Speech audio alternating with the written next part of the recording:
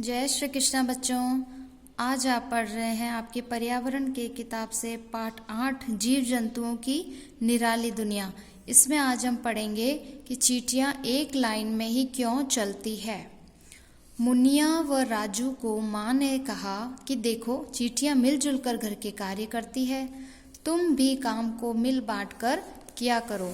अब मुनिया और राजू को माँ ने क्या कहा कि देखो चींटियां मिलजुल कर घर के कार्य करती है, सब मिलकर कार्य करती है, तो तुम भी काम को मिल बांट कर किया करो।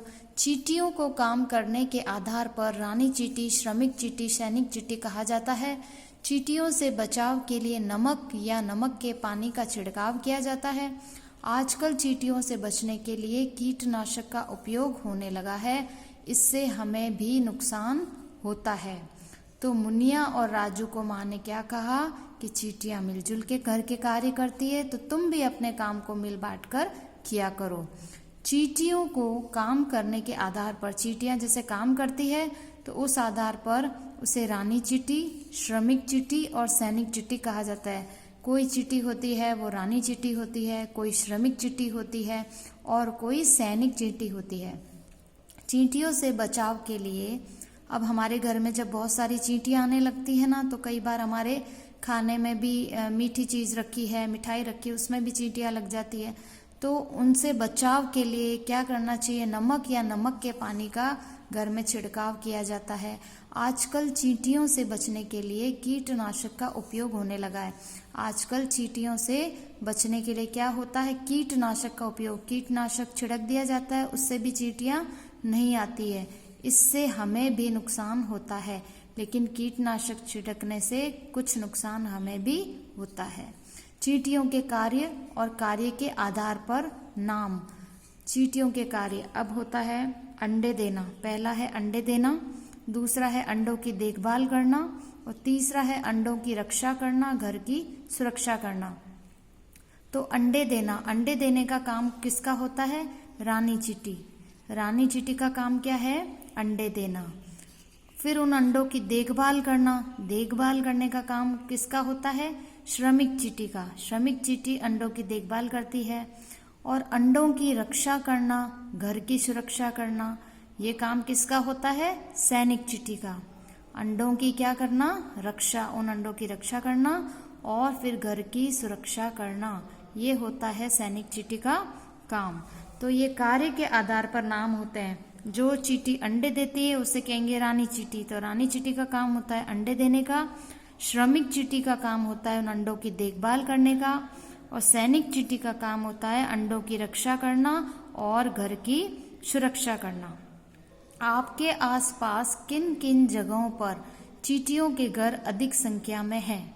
आपके आसपास किन किन जगह पर चींटियों के घर अधिक संख्या में हैं?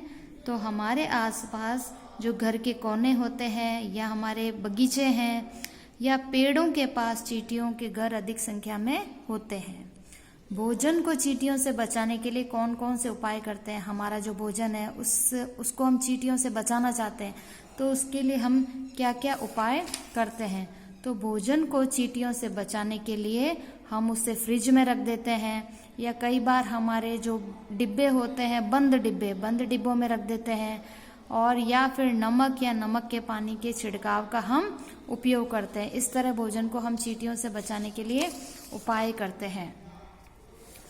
मुनिया अपनी माँ को बता रही थी कि पड़ोस में रहने वाली दादी अम्मा बगीचे में चींटियों के घरों में आटे का कसार डालती है।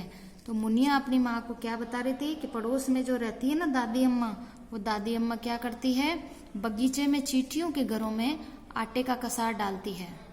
जो चींटी के घर होते हैं ना, उसमें आटे का कसार बना के डालती है।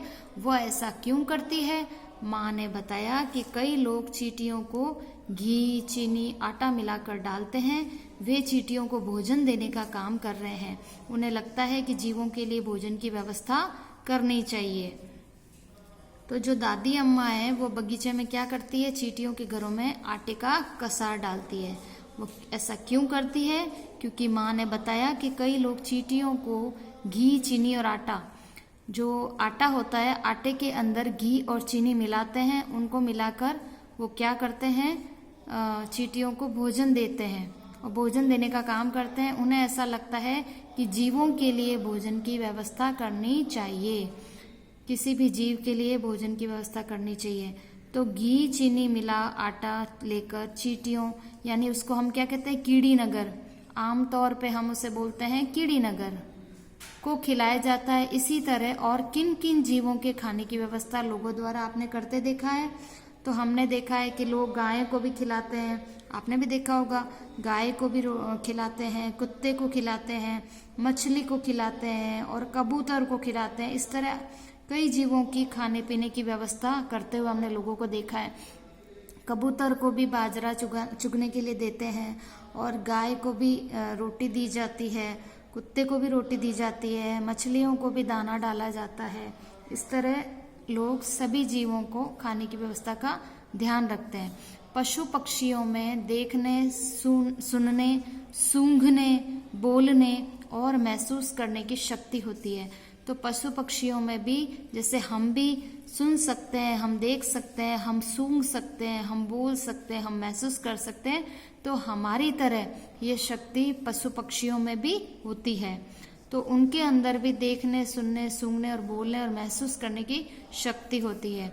चील, बाज और गिद्ध जैसे कुछ पक्षी मीलों दूर से शिकार को देख सकते हैं।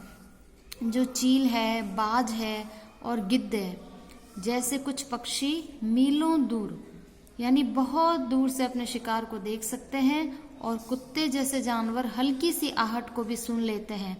कुछ कीड़े मकोड़े गंध से भोजन आदि को पहचान लेते हैं। तो जो पशु पक्षी होते हैं उनके अंदर हमारी तरह ही ये देखने, सुनने, सूंघने, बोलने और महसूस करने की शक्ति होती है। चील, बाज, गिद्ध होते हैं, इनकी दृष्टि तेज होती है, तो वो बहुत दूर तक शिकार को देख सकते हैं, दूर से देख लेते हैं, बहुत दूर से देख लेते हैं कि हमारा शिकार वहाँ है। कुत्तों में क्या खासियत होती है? कुत्ते हल्की सी आहट को भी सुन लेते हैं। और कुछ कीड़े मकोड़े, उनके अंदर क्या खासियत होती है? वो गंध से भोजन आदि को पहचान लेते हैं। उनको भोजन की गंध आ जाती है कि कहाँ भोजन है। उस गंध को सूंघते सूंघते वो भोजन तक पहुंच ही जाते हैं।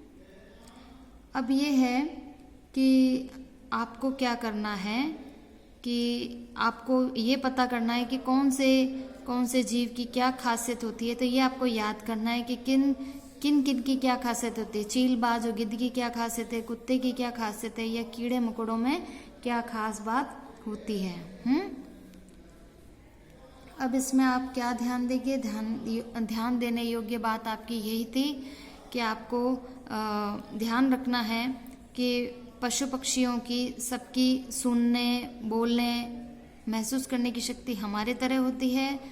चील, बाज, गिद्ध कुछ पक्षी मीलों तक दूर से शिकार को देख सकते हैं। कुत्ते जैसे जानवर हल्की सी आहट को भी सुन लेते हैं और कुछ कीड़े मकोड़े गंध से भोजन आदि को पहचान लेते हैं।